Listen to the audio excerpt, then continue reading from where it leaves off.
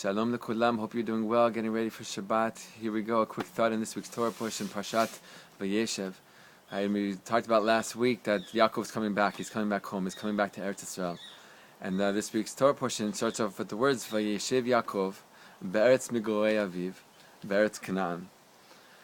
So he's coming back to the land. He's coming back to the land. Specifically, this first verse of this week's Torah portion tells us that he's specifically coming back to the land where his father Yitzchak lived, in the land of Canaan.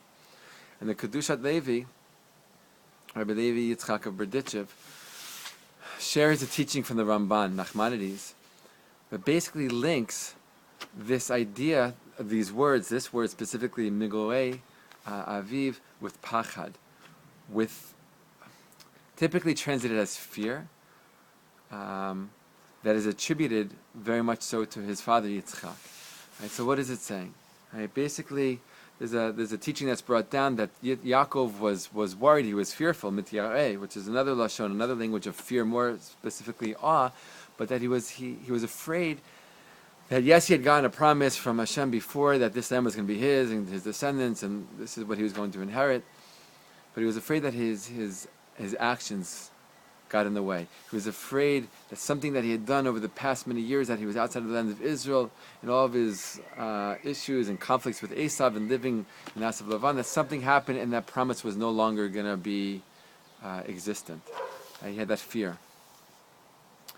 And again, the Kedushat Levi makes this link with the help of this teaching from the Ramban of Migorei Eretz, Be'eretz Migorei Aviv, is signifying this. He's saying that Yaakov returns to land and he goes into this place where his father lived and enters in, so to speak, into the consciousness of his father, which was this consciousness of yira, of pachad, of fear, of awe, living with this sense of trembling before God. Right? And I want to extract something from this idea, together with the fact that the Torah tells us that it's in Eretz Canaan. Of course we knew that. We know that Yitzchak never left the land of Israel, never left the land of Canaan. So why is the Torah taking even these two words? We've learned many times before that every single word, every single letter is meant to be in the Torah. There's no extra, there's no waste of words, there's nothing, not with purpose. Right? So why is the Torah telling us that Yaakov is dwelling in the land of Canaan? So taking these two ideas and let's link them together, let's weave them together. Right? That Yaakov's dwelling in this land where his father dwelt. He's dwelling in the land of Canaan.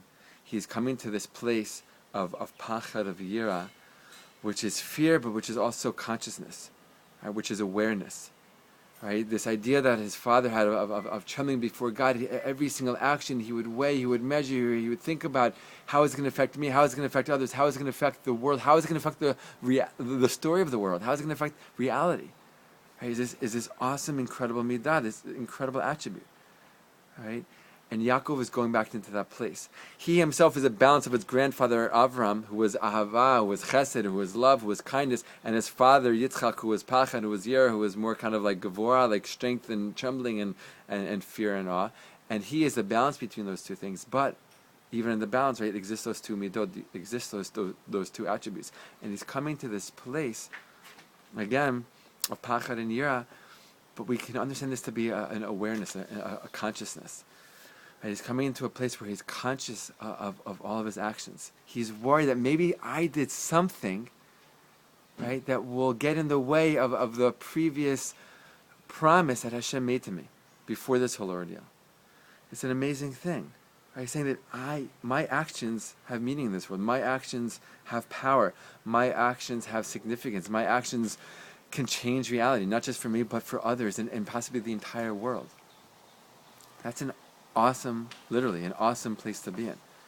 Right? And where does this awareness come from? I think it comes from dwelling also in the land of Canaan.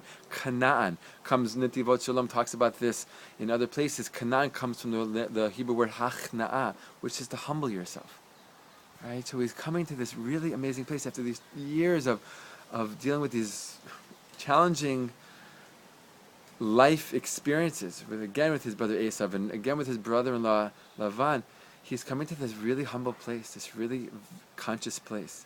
And those two are linked. It's because of his humility that he's able to reach this level of awareness and consciousness. Right? In this specific example of being conscious of his actions and aware of what he does in the world and their impact. Right, so those two together we see in this very opening verse, the very first verse of the Parshat, just tells us so much already about Yaakov and who he is and how he's coming back to his land and how he's moving forward in his life. Right, with this humility, right, realizing that every step he takes, right, every thought he thinks, every word he speaks, everything, every action, it has a consequence. Right? And this is how he's going to live his life. This is how he's going to approach life. Right? And this is a teaching, I believe, that we can extract from his life, from this one verse, from this Torah in general, from this week's Torah portion in specific. Right? That everything we do, we say it so many times. Right? I share this idea so many times in different forms. Right? That everything we do in this world matters.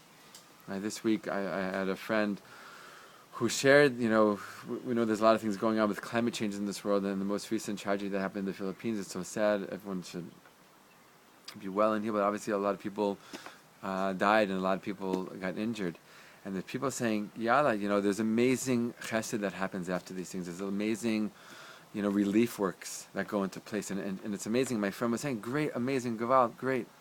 But what about proactive